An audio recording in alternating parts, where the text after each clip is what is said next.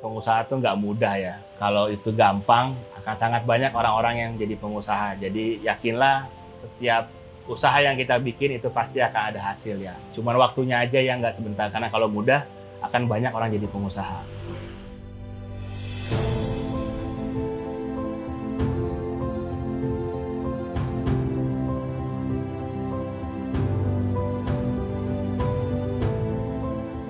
Untuk menyenangkan orang tua sesaat, saya coba ngelamar kerja. Saya berpikir, saya sekolah SD, SMP, SMA, dan kuliah di kampus negeri. Cuma ketika saya lulus, saya tidak punya impact apapun buat negeri. Maka ketika saya keterima, saya memutuskan untuk tidak mengambil tawaran tersebut, tidak mengambil penerimaan karyawan tersebut. Walaupun saya dalam posisi sudah terima. Saya memutuskan buat membuka usaha. Ketika itu gaji di BP Migas itu 22 juta sebulan ya.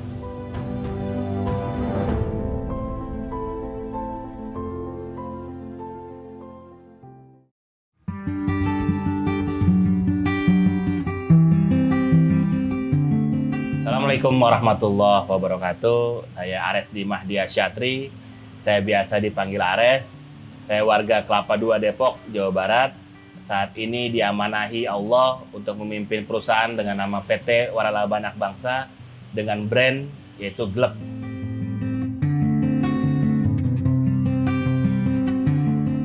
Oke, alhamdulillah masa kecil saya dilahirkan dari kedua orang tua yang berprofesi sebagai guru. Abah saya dosen di Universitas Nasional, umi saya guru di SMA 8 Jakarta. Dan dari kecil memang saya terbiasa buat jualan karena di kampung atau di tempat main saya terbiasa menjadi kepala suku ya. Jadi berjualan itu adalah dengan membuka potensi keuntungan di mana saya bisa memaksa teman-teman saya buat membeli produknya karena memang saya kepala suku waktu itu. Dan kebetulan saya berdomisili waktu kecil di dekat Kebun Binatang Ragunan. Di mana di Ragunan itu setiap liburan, setiap lebaran, setiap libur panjang, itu akan banyak mengundang banyak wisatawan. Sehingga itu berpeluang untuk menghasilkan profit dari saya berjualan di sana. Jualan kacang, jualan es mambo, sampai bahkan saya ngamen. Ngamen di sana itu semakin jelek suaranya, semakin banyak dapat uangnya. Karena memang banyak orang yang ingin kita buru-buru pergi dari tempat mereka.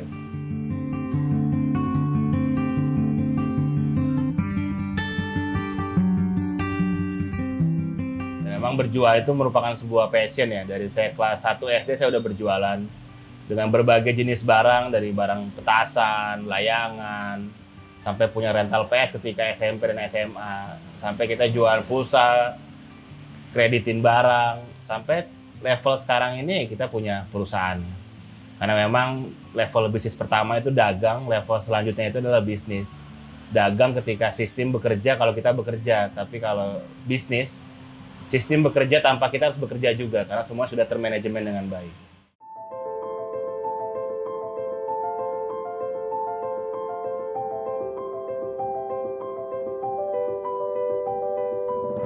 Saya kuliah di Universitas Gadjah Mada, Yogyakarta. Saya lulus tahun 2010. Saya sempat diminta sama orang tua yang memang profesinya adalah guru untuk melamar kerja. Membuktikan bahwa sekolah tinggi-tinggi mereka punya hasil ya. Normally lah orang tua pasti pengen anaknya jadi PNS, pengen anaknya jadi pegawai BUMN, pengen anaknya jadi pegawai perusahaan besar. Nah, untuk menyenangkan orang tua sesaat, saya coba ngelamar kerja. Dan alhamdulillah saya 2 kali nge-apply dan dua-duanya keterima. Yang pertama di Chevron Pacific Indonesia atau nama lainnya itu Caltex. Yang kedua di BP Migas. Tapi saya melihat bahwasanya saya sempat merenung, saya berpikir, saya sekolah SD, SMP, SMA, dan kuliah di kampus negeri. Cuma ketika saya lulus, saya tidak punya impact apapun buat negeri. Maka ketika saya keterima, saya memutuskan untuk tidak mengambil tawaran tersebut, tidak mengambil penerimaan karyawan tersebut. Walaupun saya dalam posisi sudah terima. Saya memutuskan buat membuka usaha, karena sedikit terpengaruh sama teman saya juga punya usaha juga, bahwasanya Res, ketika itu gaji di BP Migas itu 22 juta sebulan ya, tahun 2010, dan gaji di Chevron itu 18 juta sebulan untuk fresh graduate. Cuman teman saya menyampaikan, Res, kalau kamu punya gaji segitu, yang mendoakan kamu cuman istri dan anak kamu aja. Cuma kalau kamu punya usaha ketika kamu sakit, kamu kenapa-kenapa, insya Allah yang doain pasti ada lebih banyak dari keluargamu sendiri. Minimal karyawan kamu, minimal orang tuanya karyawan, minimal pasangannya karyawan, minimal anaknya karyawan, atau sebagainya. Maka dari situlah momentum saya buat kekeh, buat yakin, buat mantap, buat bikin perusahaan. Dan di 2011 saya bikin perusahaan logistik yang bidangnya pengiriman barang. Jadi saya bekerja sama beberapa ekspedisi yang ada saat itu, JNE, SAP, FedEx, UPS, ESL Express, untuk menjadi agen pengiriman barangnya mereka, sehingga saya punya pelanggan. Ketika itu banyak toko online sedang naik-naik daunnya ya. Jadi mereka punya banyak pilihan buat memilih kira-kira memakai ekspedisi mana.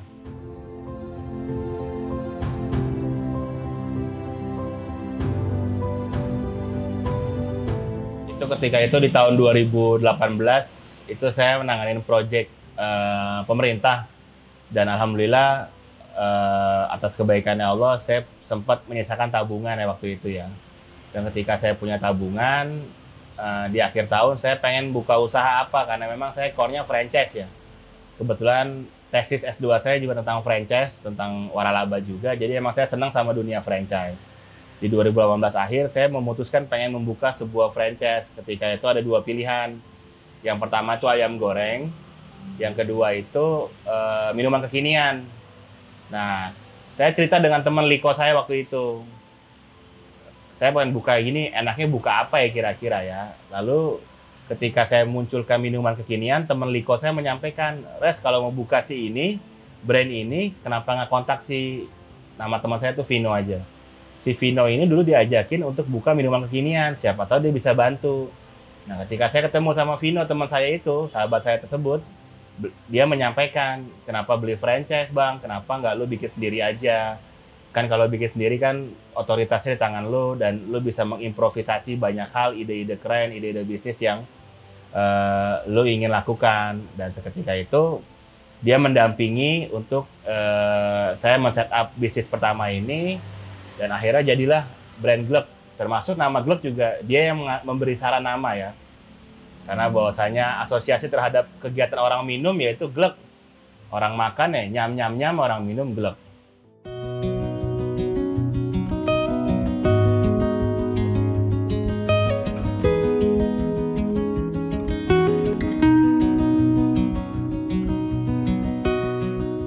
Kendala-kendala yang terjadi ketika awal-awal membangun glek pastinya dari segi rasa ya. Dari segi rasa itu, untuk mencapai rasa seperti saat ini itu perlu A/B testing yang berkali-kali ya. Karena memang terhadap minuman yang manis ini, untuk level standar gurihnya makanan tuh setiap orang bisa dikatakan hampir sama ya. Cuma standar manis, standar pahit, standar asam ini itu kita perlu formulasi yang berulang-ulang. Alhamdulillah saya bersamai sama teman-teman di Glek, teman-teman outlet yang mereka juga sangat aktif buat membantu, buat memberi masukan terhadap resep-resep yang sedang kita milikin, terkait kira-kira dibuat apa nih pengembangannya, kira-kira disempurnakan menjadi kayak gimana, takaran apa yang ditambahkan, takaran apa yang dikurangin. Nah, itulah kendala di awal-awal, karena awal-awal ketika bisnis minuman kekinian itu muncul, komparasi dari konsumen terhadap bisnis ini sangat-sangat besar ya. Kenapa di brand ini kok rasanya begini ya, di Glek kok begini. Nah, itulah kami terus mendengar sehingga menghasilkan resep yang saat ini ada.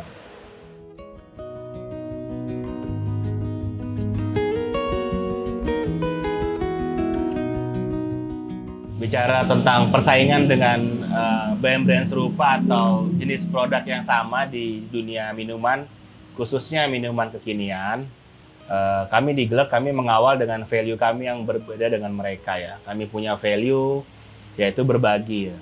Sebisa mungkin Glek hadir sebagai salah satu sosiopreneur di tengah masyarakat yang memiliki solusi terhadap masalah-masalah di sosial. Kami insya Allah hadir di setiap momen yang sifatnya terkait kegiatan-kegiatan kemanusiaan atau kegiatan sosial. Itu yang menjadikan kami berbeda sama brand-brand serupa yang lainnya. Kami menjaga juga value di Glek agar tetap terjaga syari'nya, tetap terjaga aspek syariahnya. Kami tidak pernah memakai influencer yang sifatnya nyeleneh, tanda kutip maaf kebancian, tanda kutip maaf mukbang yang buang-buang makanan, tanda maaf selebgram yang sifatnya notabene mengumbar aurat atau berkata tidak pantas. Kami pun juga menjaga setiap konten-konten kami juga dalam hal yang perempuan tidak selalu menggunakan kerudung. Kami tidak pernah membahas konten-konten sifatnya pacaran, konten yang sifatnya mantan. Kami menjaga semua campaign kami agar menjadi jariah konten ketika kami yang terus menggulung pahala dan kebermanfaatannya buat orang. Itu yang kami jaga di klub. Lalu bagaimana peluang bisnis ini ke depannya? Yang jelas setiap orang pasti perlu minum ya. Setiap orang pasti perlu kebutuhan terhadap minum. Dan kita sudah sangat-sangat sering melihat tampilan menu dari minuman-minuman yang ada di minimarket, yang ada di warung-warung sekitar, yang notabene variasinya sangat-sangat beragam, tapi sejatinya menghasilkan rasa yang itu-itu aja semuanya. Jadi di Glögg dan tentunya minuman kekinian yang ada saat ini menawarkan sebuah pengalaman dari sebuah rasa minuman, sebuah pengolahan produk yang mungkin berbeda, dan pastinya itu akan mengundang penasarannya orang karena kami terus berinovasi menghasilkan menu-menu terbaik.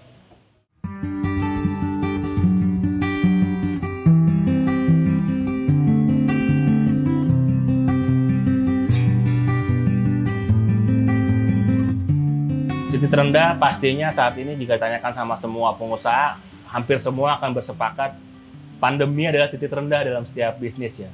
Di mana bukan cuma dari segi penjualan, dari segi omset, dari segi capaian-capaian sales atau apapun, tapi dari segi mental, semangat, kesehatan, itu semua berdampak ya. Dan pandemi itu adalah satu-satunya momen di mana setiap bisnis, setiap sektor ekonomi terdampak dahsyat.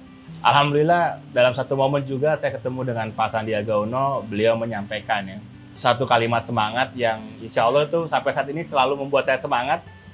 Dan tentunya setiap ketemu saya dengan teman-teman pengusaha, saya selalu menyampaikan demikian ya. Beliau menyampaikan bahwasanya setiap krisis itu akan menghasilkan orang kaya baru ya. Kenapa? Karena yang lama-lama sudah pada tumbang, yang lama-lama sudah pada kolaps, yang lama-lama sudah pada hilang dari peredaran. Itulah momentum yang kecil-kecil bangkit, yang masih merintis buat bertumbuh, yang masih rendah terbang tinggi akhirnya. Karena semua yang pemain besar semuanya gulung tikar, semuanya sudah kosong posisinya. Inilah momentum di mana kita sedang di-reset sama zaman, di mana yang bukan cuma yang besar mengalahkan yang kecil, cuma yang lebih cepat mengalahkan yang lebih lamban ya. Inilah saatnya, momennya. Dan insya Allah kita harus percaya juga, kalau orang lain ngomong kita percaya, masa ayat Quran ngomong kita nggak percaya. Fa inna ma'al usri yusra, inna ma'al usri yusra. Setelah kesulitan itu ada kemudahan insya Allah.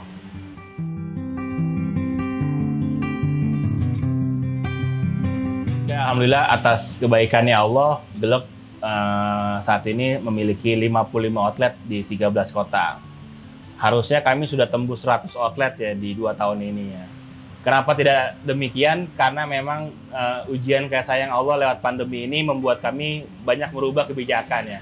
Termasuk juga ada beberapa outlet juga yang tutup karena lokasinya itu berdekatan dengan lokasi yang tidak boleh beraktivitas yang tadinya ramai seperti kantor, sekolah, taman kota, atau tempat-tempat keramaian lainnya. Dan kami merubah outlet ke lokasi-lokasi yang dekat dengan perumahan seiring dengan berjalannya kebijakan work from home ya yang diberlakukan di banyak kantor. Saat ini kami punya 55 outlet dengan kurang lebih terjual 200.000 gelas setiap bulannya dan berada di 13 kota di Pulau Jawa. Ya, minta doanya agar kami bisa mentoskakan Indonesia sehingga kami punya cabang bisa ada di seantero negeri, sehingga kebermanfaatannya bisa dirasakan di sekitar outlet kami. Termasuk juga Ustadz Yusuf Mansur menjadi salah satu inspirasi saya, di mana setiap usaha yang beliau dirikan di setiap lokasi bisnisnya itu harusnya punya impact terhadap rumah Hafiz Quran di dekat lokasi tersebut.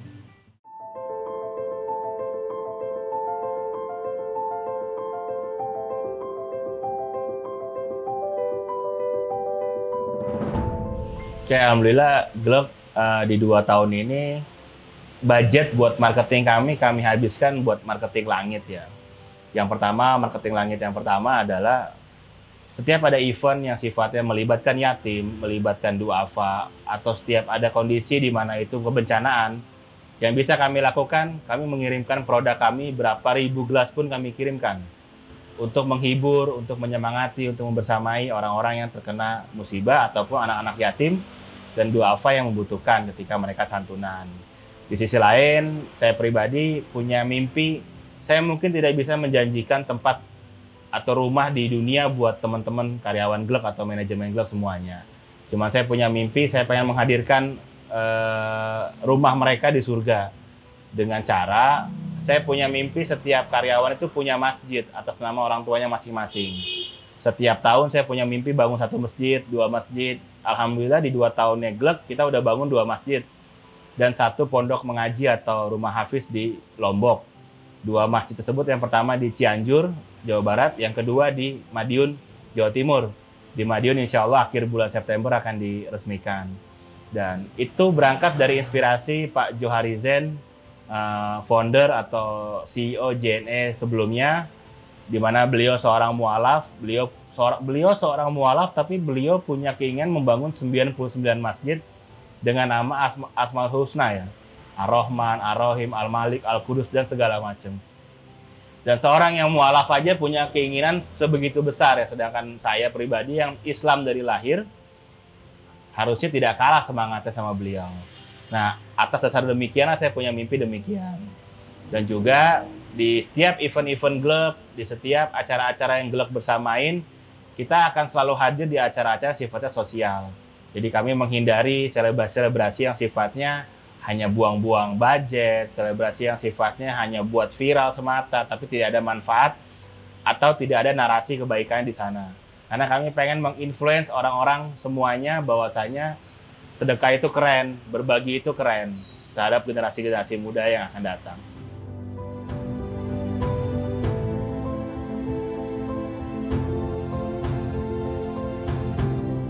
Satu-satunya momen yang membuat saya tercengang sama tentang sosiopreneur, karena memang saya baca sosiopreneur adalah orang pengusaha atau orang yang punya impact terhadap sosial ya.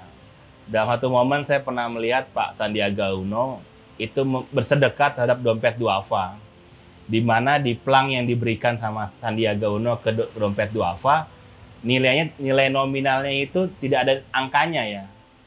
Yang ada cuma tulisannya beliau, terserah dompet duafa ini nilainya berapa. Itu sebuah epic moment yang saya bermimpi banget ingin pernah sampai pada titik tersebut ya. Di mana bersedekah yang menentukan malah orang yang nerima sedekahnya ya. Dan disitulah cikal bakal titik balik kenapa saya pengen jadi sosiopreneur. Bahwa pengusaha-pengusaha yang lebih fokus sama sosial sekitarnya, pengusaha-pengusaha yang fokus sama sedekah, pengusaha-pengusaha yang fokus sama hal-hal yang bisa bermanfaat buat umat, itu eksistensinya jauh lebih cemerlang ya. Kita sangat tahu dari kita kecil, pasti nama Bill Gates sudah tidak asing di kuping kita ya. Bagaimana dia di masa-masa membangun Microsoft sampai sekarang terus berdonasi, terus memberikan bantuan lewat yayasannya. Baru-baru ini, akhir-akhir ini juga namanya Mark Zuckerberg ya, CEO-nya Facebook, yang juga memberikan setengah asetnya Facebook untuk berdonasi ya. Dan kita juga pernah tahu di Indonesia ada namanya Tanoto dengan Tanoto Foundation-nya, termasuk Pak Sandiaga Uno dan banyak pengusaha-pengusaha yang fokus sama sosial, bisnisnya itu bukannya makin turun malah makin moncer ya, makin naik ya. Ya tanpa bermaksud mengesampingkan tentang ayat-ayat sedekah, tapi bagaimanapun namanya orang yang punya kontribusi dan punya atensi terhadap sosial, insya Allah bisnisnya jauh lebih sustain dibanding orang-orang yang tidak peka sama soal sosial.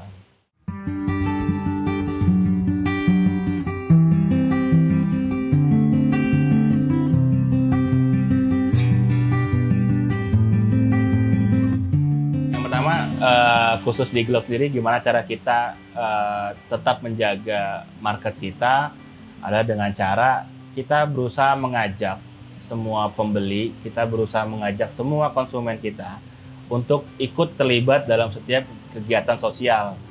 Baik mereka menyarankan lokasi kegiatan di mana, baik mereka pengen ikut terlibat di mana, baik mereka hanya untuk mempromosikan kembali ya. Sehingga suasana atau atmosfer dari kebaikan, atmosfer dari berbagi, mereka bisa rasakan. Sehingga secara nggak langsung, experience bahwasanya ketika beli Glek, hausnya hilang, berkahnya datang, itu dirasakan sama setiap pembeli atau setiap orang yang merasakan produk kami. Saat ini Glek di bawah naungan PT Waralaba Anak Bangsa punya mimpi besar membawa brand-brand Indonesia itu keluar ya. Membawa anak bangsa itu lebih jauh cakupan pasarnya. Indonesia sudah tahu bahwasanya ini negara yang dengan tingkat konsumtif yang sangat besar, sangat tinggi.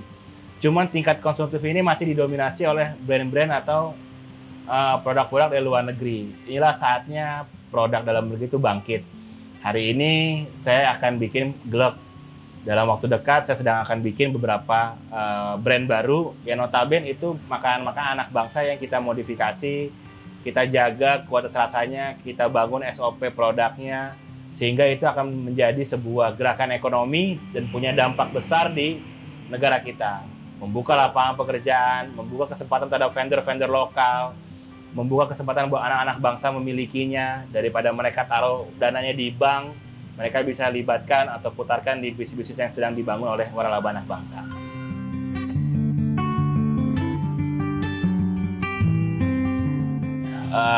Yang pertama, teman-teman semuanya, ya mungkin minuman kekinian sangat banyak. Cuman kami di Glek, kami mengawal visi untuk berbagi. Jadi secara nggak langsung ketika menikmati produk Glek, secara nggak langsung juga teman-teman juga berkontribusi sama kegiatan sosial. Apapun itu, terhadap yatim, duafa, terhadap orang-orang korban bencana, atau segala orang-orang yang tertimpa kesedihan atau tertimpa musibah. Nah, di Glek sendiri kami hadir di 13 kota di Pulau Jawa saat ini, di Jakarta Selatan, Jakarta Timur, Jakarta Pusat, Jakarta Utara, di Depok, Bogor, di Bekasi, Tangerang Selatan, di Nganjuk, Sidoarjo, Surabaya, dan Malang. Dan paket kemitraan di Glek sendiri dengan harga 140 juta rupiah, dan tempat itu dicarikan sama calon mitranya sendiri, dan kami hanya support di sistem peralatan dan sekaligus SOP di karyawannya sendiri. Insya Allah proses untuk approval nggak sampai 1 bulan, dimana ketika mulai berinvestasi tidak sampai 1 bulan, outlet dari teman-teman semuanya bisa segera dibuka.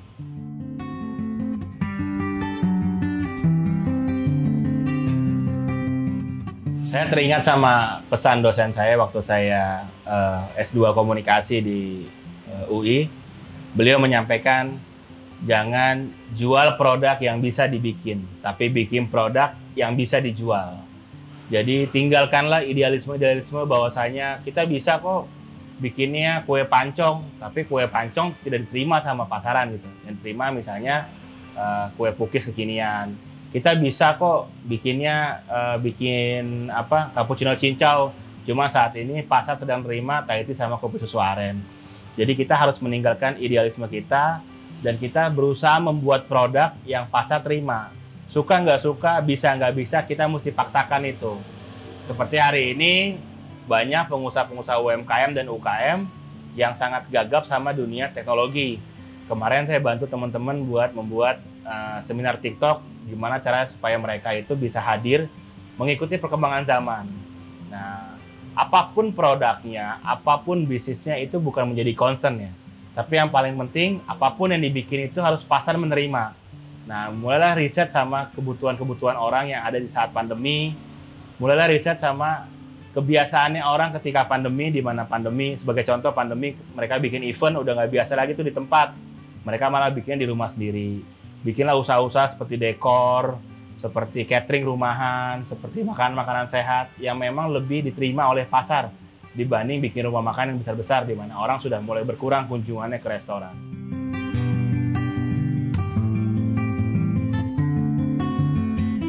Sebagai pengusaha pastinya jadi pengusaha tuh nggak mudah ya, karena kalau itu gampang akan sangat banyak jadi pengusaha orangnya. Akan sangat banyak orang-orang yang jadi pengusaha. Jadi yakinlah pasti nggak mudah, cuman yakinlah juga 9 dari 10 pintu rezeki dari perniagaan, dari berdagang ya. Jadi kita hanya menjemput rezeki dari dagang, insya Allah sudah tepat pada jalannya, sudah tepat pada syariatnya, dan insya Allah setiap usaha yang kita bikin itu pasti akan ada hasil ya. Orang yang tidak baik aja niatnya dapat hasil, masa kita yang niatnya baik tidak dapat hasil. Jadi insya Allah apapun yang dibikin akan dapat hasil, cuman waktunya aja yang nggak sebentar, karena kalau mudah akan banyak orang jadi pengusaha.